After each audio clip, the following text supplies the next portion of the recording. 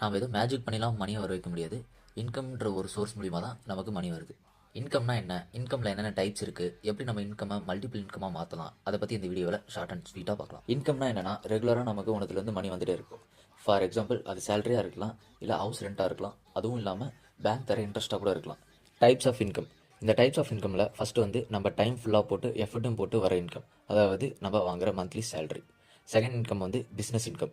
இதில் வந்து சிஸ்டமாக ஆக்கிட்டு அது பிஸ்னஸ்லேருந்து வர ப்ராஃபிட் நமக்கு இன்கமாக வரும். மூணாவது வந்து இன்வெஸ்ட்மெண்ட் இன்கம். இதுதான் வந்து பணத்தை நமக்காக வேலை செய்ய வைக்கிறது.